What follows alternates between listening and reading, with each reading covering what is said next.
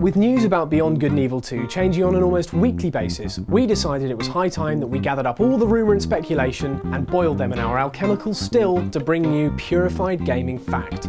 Let's get the big stuff out of the way first. After years of wondering, Beyond Good and Evil 2 is definitely happening.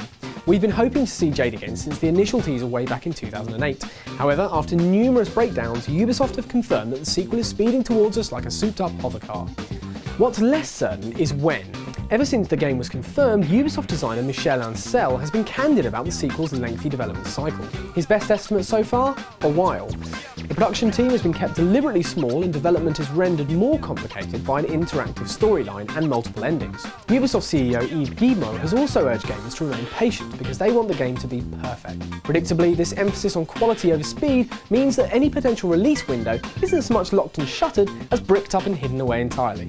The next big question is, will we see Beyond Good and Evil 2 this generation? In September 2011, Ancel admitted that the scope of the game meant it was unlikely to be running on current consoles. Unsurprising when you look at the elegant, flowing footage we've seen so far, with Jade parkouring around a dusty, interactive city. Furthermore, Ancel has hinted that the massive scale limits things. You won't just be taking Jade and her porky Uncle Paige from town to town, but planet to planet. Think Mass Effect, but with more sentient pigs and pictures of seagulls. In spite of all this, some elements of the game are indeed complete, and a rumour in Xbox World magazine suggested that we will indeed see the game this generation. Ubisoft's official line is still that the game is in active creation for the next generation of consoles, but Ancel has stated that the dev team is focused on realising their ambition rather than worrying about the release platform.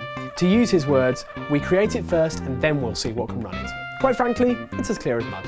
We can't make too much of what we've seen so far though, except for the fact that the screenshots confirm that Jade still has her Daijo staff, and the inhabitants of Hillis really are fish. Moving on to the plot, you can expect similar themes to the first game, but on a far grander scale. Where the original dealt with shadowy conspiracy government and alien invasion, the sequel will ask even bigger questions. Think animal-Hillian relationships and the future of the planet. Ancel has also confirmed that the story will run directly on from the first game, and that he always intended the series to be a trilogy. Poor sales of the first game meant Ubisoft were reluctant to stump up the cash required, but their faith in the sequel is encouraging. And if people actually buy this time, we might even see a third game. One thing that's clearly different is the presentation. Ancel has admitted that he intends to conserve the spirit of the first game, but the form will change. Technical limitations meant that the scale of Beyond Good and Evil was limited, but the new technology is allowing Ubisoft to realise their original cinematic intentions. This means we might have to toe tap until at least 2013 to get it, but if it is as good as it sounds, we're more than happy to wait. That's all we've got for now, but let us know in the comments below what you think about the wait for Beyond Good and Evil 2, and keep it CVG for more news as we get it.